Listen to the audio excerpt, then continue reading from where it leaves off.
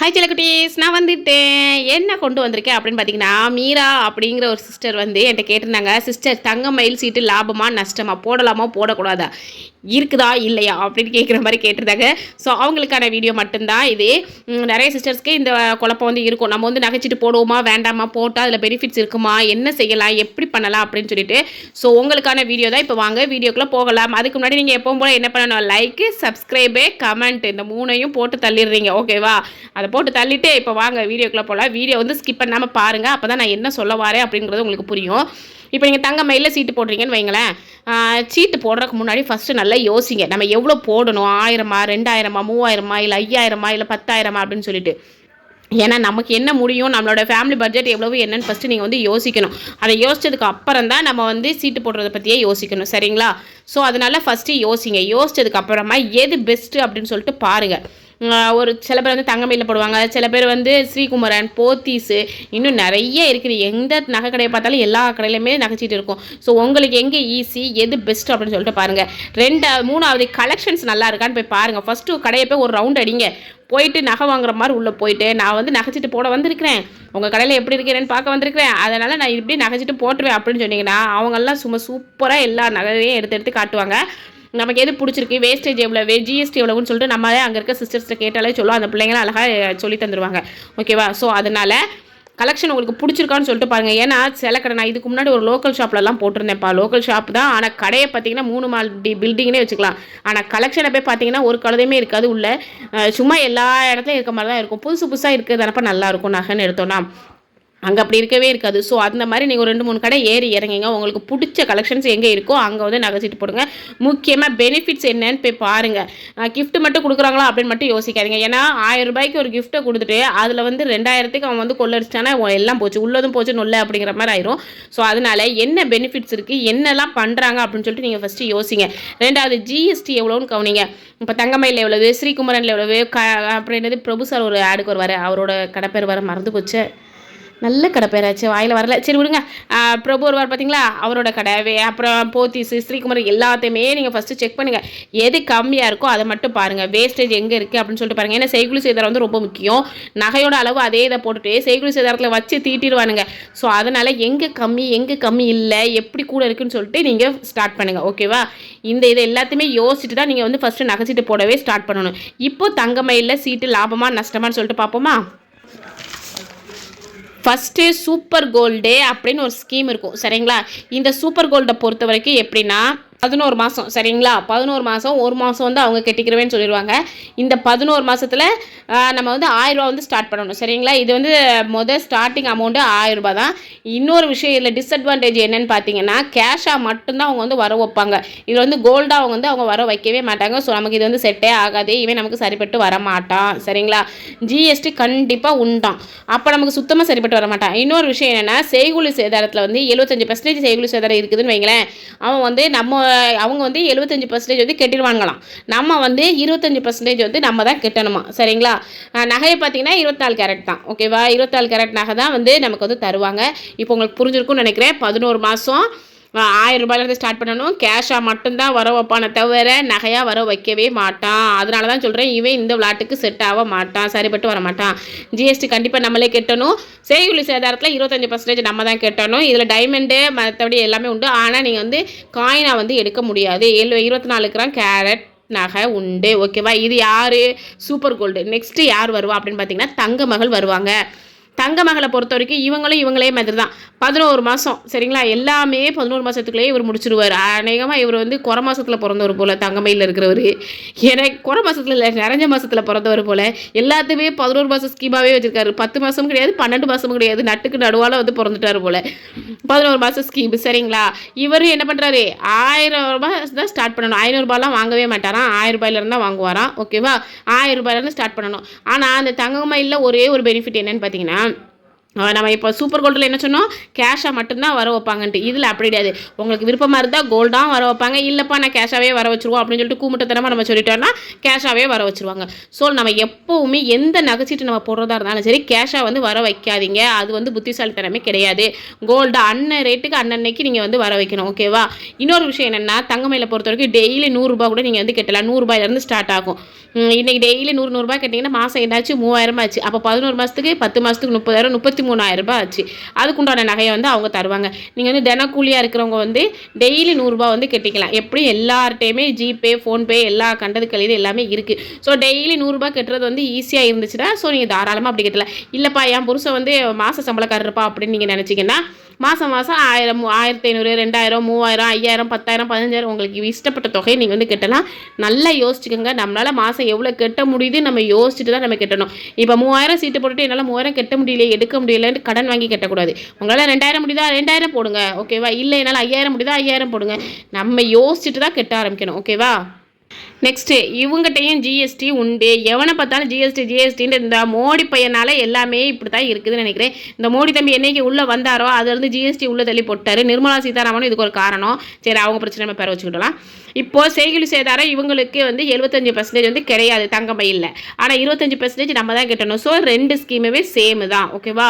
24 carrot நகை இதே தான். இங்கே பாருங்கள் நல்லா கவனிச்சுக்கோங்க. இங்கேயும் 11 மாதம் அங்கேயும் 11 மாதம். இங்கேயும் 1000 அங்கேயும் 1000. இதில் ஒரே ஒரு பெஸ்ட் பெனிஃபிட் என்னென்னா இங்கே நம்ம கேஷாக வர வைக்கிறோம், அங்கே வந்து நம்ம கோல்டாக வர வைக்கிறோம். அவ்வளோதான். ஓகேவா? மற்றபடி எல்லாமே ஒரே மாதிரி தான் இருக்கும். ஓகே சரி, இதுதான்ப்பா சூப்பர் கோல்டுக்கும் தங்கமயிலுக்கும் உள்ள வித்தியாசம். இன்னொரு ஆள் உள்ளே வருவார். அவர் யாருன்னு பார்த்தீங்கன்னா ஃபியூச்சர் ப்ளஸ் அப்படின்னு சொல்லிட்டு. ஃபியூச்சர் ப்ளஸ்ஸை பொறுத்த வரைக்கும் இருங்க வரேன். 11 மாதம் ஸ்கீம் சரிங்களா? இவரும் 11 மாதம் தான். நான் தான் சொன்னேன்ல இவங்க வந்து நிறைஞ்ச மாதம்னு சொல்லிட்டு. அதனால் சரிங்களா? இப்போது 50,000 ஒரு ஸ்டார்ட்டு. இவர் போனால் பெரிய ஆளாக தான் போவார் போல், சமூகம் பெரிய இடம் போல். இவர் வந்து 50,000 தான் ஃபஸ்ட்டு ஸ்டார்ட்டு. இது எப்படி அப்படின்னு சொல்லிட்டிங்கன்னா இது வந்து இப்போ கவர்மெண்ட் டீச்சராக இருக்கிறவங்க, சாராக இருக்கிறவங்க, ப்ரொஃபஸராக இருக்கிறவங்க, அப்புறம் டாக்டராக இருக்கவங்க இவங்களுக்குலாம் இந்த இது செட் ஆகும். நம்மள மாதிரி மிடில் கிளாஸில் உள்ளவங்களுக்கு வந்து 50,000 செட் ஆகுமா இல்லையான்னு தெரியல. என்னால் முடியாது, அதனால் சொல்கிறேன். உங்களால் முடிஞ்சால் கண்டிப்பாக நீங்கள் வந்து சேவ் பண்ணுங்கள். 50,000 முதல்ல அவங்க கையில் போய் கொடுத்துட்டு வந்துடணும். சரியா? மாதம் நம்ம பிறக்கும் போதே நம்ம 50,000 அவங்க கையில் கொடுத்துடணும். 50,000 கொடுத்துட்டு திரும்பி பார்க்காம வந்துடணும். திரும்பி பார்க்கவே கூடாது சரிங்களா? ஏன்னா 11 மாதம் கழிச்சு தான் அவன் நமக்கு அதுக்குண்டான செய்கூலி சேதாரத்தோடு எல்லாமே நமக்கு தருவான். அதாவது இப்போ நீங்கள் 50,000 கட்டுறீங்கன்னு வைங்களேன், மாதம் கழிச்சு அதாவது நல்லா கவனிச்சுக்கோங்க. 50,000 நீங்கள் ஃபஸ்ட்டு கட்டிடுறீங்க. 11 அன்னைக்கு உள்ள ரேட்டுக்கு அவன் வந்து வர வச்சுக்குவான்.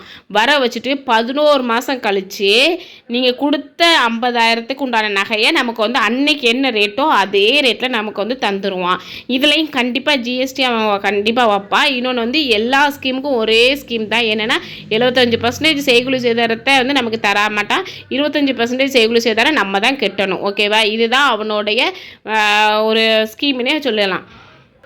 இதுலேயும் 24 கேரட் நகை தான் தர்றான். நகையிலலாம் எந்த குளறுபடியும் கிடையாதுங்க. ஆனால் 50,000 முதலே கேட்டுட்டு நம்ம திரும்பி பார்க்காம வர சொல்கிறான் பாருங்கள், அங்கே தான் பிரச்சனையே இருக்குது. இது வந்து ஃப்ரீஸ் ஆகி அப்படியே நம்மளோட இப்போ உங்கள் கையில் ஒரு 50,000 இருக்குது, இதை என்ன பண்ணலாம்னு தெரியல அப்படின்னு நினைக்கிறவங்க இவன்கிட்ட போய் கொடுத்துட்டு வந்துடுங்க. இவன் நமக்கு வந்து 11 மாதம் கழித்து நமக்கு ஈஸியாக தந்துடுவாங்க. இதுதான் இதோட ப்ளஸ் பாயிண்ட். ஓகேவா? இப்போ உங்களுக்கு புரிஞ்சிருந்திருக்கும் சூப்பர் கோல்டு எப்படி, தங்க மகள் எப்படி, ஃபியூச்சர் ப்ளஸ் எப்படின்னு சொல்லிட்டு. இதை நீங்கள் மனப்பாடமாக கேட்டாலும் கூட உங்களுக்கு தெரிஞ்சிடும். ஏன்னா அவ்வளோ ஈஸியாக இந்த ஸ்கூல் பிள்ளைங்களுக்கு எழுதுகிற மாதிரி நான் உட்காந்து எழுதி உங்களுக்காக கொண்டு வந்திருக்கிறேன்.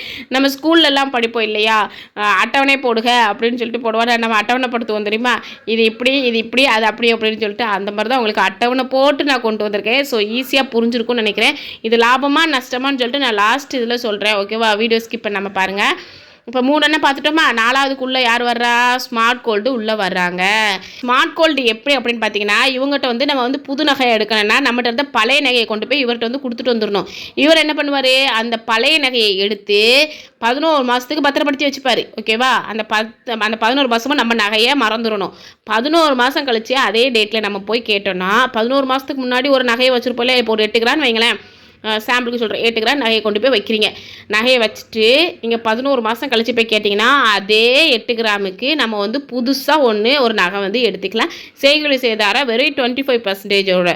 அப்படி இதே இது நீங்கள் இந்த 8 கிராமை நீங்கள் வெளியில் போய் கொடுத்தீங்கன்னா அவன் செய்கூலி சேதாரத்தையும் கழிச்சு 1 கிராம் வேஸ்டேஜையும் கழிச்சு நமக்கு வந்து 7 கிராம் இல்லை 6 கிராமில் தான் நமக்கு வந்து நகையே சேரும். உங்களுக்கு புரியும் நினைக்கிறேன், திரும்பவும் சொல்கிறேன் கேளுங்க. இப்போ நீங்கள் 8 கிராம் நகையை வந்து கடையில் போய் விற்க போகிறீங்கன்னு வைங்க.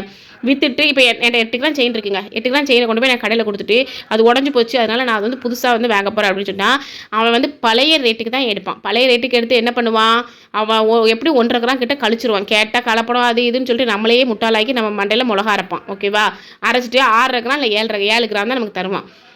ஆனால் இவங்க என்ன பண்ணுறாங்கன்னா, நம்ம 11 மாதத்துக்கு முன்னாடியே போய் வச்சுட்டு வந்துடுறோமா, 11 மாதம் கழிச்சு நீ 8 கிராமில் கொடுத்தியா அதே 8 கிராமில் நமக்கு வந்து வர வச்சு தந்துடுவாங்க. அப்போ இதோட பெனிஃபிட்ஸ் வந்து ஓகேவாக தான் இருக்கும். ஏன்னு கேட்டிங்கன்னா, அதாவது உடனே நகையை மாற்றணும்னு சொன்னால் இவன் வந்து மாற்றி தரமாட்டான். இவனுக்கு வந்து 11 மாதம் நிறையணும். அப்போ நான் மட்டும்தான் நமக்கு தங்கமயில்காரன் வந்து நமக்கு நிறைச்சி தருவோம். ஓகேவா, இதில் வந்து 24 கேரட் நகை தான். இதில் என்ன ஒரு பெனிஃபிட்னா, நமக்கு வந்து செய்கூலி சேதாரம் வந்து 75% வந்து குறைஞ்சி 25 தான் வரும். அதே 8 கிராமும் கிடச்சிரும். அப்போ நமக்கு லாபம் மட்டும்தான் இதில் வரும். ஓகேவா, இப்போ உங்களுக்கு எல்லாமே புரிஞ்சிருக்கும்னு நினைக்கிறேன். இப்போ நாளையும் வந்து அட்டவணைப்படுத்துவோமா, இப்போ புரிஞ்சிருக்குமா, எப்படி super gold, Thangamayil, future plus, super smart gold, இந்த எல்லாத்துலேயுமே 24 கோல்டு தான். சரிங்களா, இது எல்லாமே 11 மாதம் தான். இந்த சூப்பர் கோல்டுலேயும் தங்கமயிலே 1000 ரூபா ஸ்டார்ட்டு, ஃபியூச்சர் ப்ளஸில் 50,000 ரூபா ஸ்டார்ட்டு, ஸ்மார்ட் கோல்டில் நம்ம பழைய நகை தான் ஸ்டார்ட்டு. சரிங்களா, எல்லாத்துலேயுமே ஒரே மாதிரி தான். 75% வந்து செய்கூலி சேதாரம் வந்து தர வேண்டாம், 25% செய்கூலி சேதாரம் நம்ம வந்து கட்டணும். சரிங்களா, 24 கேரட் நகை தான். ஜிஎஸ்டி எல்லாத்துக்கும் ஒரே மாதிரி தான். ஏன்னா ஜிஎஸ்டி இல்லாமல் எவனுமே நகை தர மாட்டான். ஸோ அதனால் கண்டிப்பாக ஜிஎஸ்டி உண்டு. இல்லை வேறு என்ன தெரிஞ்சுக்கிறதுக்கு, அவ்வளோதான்ப்பா. தங்கமயிலை பொறுத்த வரைக்கும் இது தான். ஓகேவா, நீங்கள் போடுறதும் போடாததும் உங்களுடைய விருப்பம். இதை விட பெஸ்ட்டு எதுன்னு சொல்லிட்டு சொல்லப்போனால், ஸ்ரீகுமரனில் வந்து கொஞ்சம் கம்மியான வேஸ்டேஜ்லாம் இருக்கும். இதில் 25னா அதில் இன்னும் கொஞ்சம் கம்மியாக இருக்கும். ஸ்ரீகுமரனோட இது தேவைன்னா நீங்கள் சொல்லுங்கள், நான் கண்டிப்பாக போடுறேன். ஓகேவா, இதுதான்ப்பா தங்கமயிலே. இதை பார்த்து தான் நிறைய பேர் வந்து நகைச்சீட்டு போடுறோம். ஆனால் நான் ஃபஸ்ட்டு ஸ்டார்டிங்கில் நகைச்சீட்டு போடும்போது வந்து இந்த அளவுக்கு இல்லை. இப்போ வந்து ஸ்கீம் எல்லாத்தையுமே மாற்றி போட்டானுங்க போல், என்னன்னே தெரியல. சரி, அவனும் சம்பாதிக்கணும்ல. இதுதான்ப்பா ஸ்கீமு. ஓகேவா, இந்த ஸ்கீம் உங்களுக்கு பிடிச்சிச்சுன்னா நீங்கள் வேணால் ட்ரை பண்ணி பாருங்கள். உங்களால் முடிஞ்சிச்சுன்னா கண்டிப்பாக நீங்களும் போடுங்க. எப்போவுமே நகையில் போடுற மதிப்பு வந்து மாறவே செய்யாது. ஸோ நீங்கள் போட உங்களுக்கு வந்து நல்லதாக தான் இருக்கும். இன்றைக்கி வந்து 1 கிராம் 10,000 ரூபானா, நம்ம பிள்ளைங்களாம் கல்யாணம் முடிஞ்சு போகும்போது 1 கிராமே 30,000 ரூபாய் கிட்ட வந்துடும் போல். ஏன்னா நம்ம பசங்க இப்போ தான் வளரவே ஆரம்பிச்சிருக்காங்க. அதுங்க வளர்ந்து அது ஆளாகி கல்யாணம் முடிக்கும்போது 30,000 வந்துடும். அப்போ நினைப்போம், என் பிள்ளை பிறக்கும் போதெல்லாம் 10,000 தான்ப்பா அப்படின்னு சொல்லிட்டு.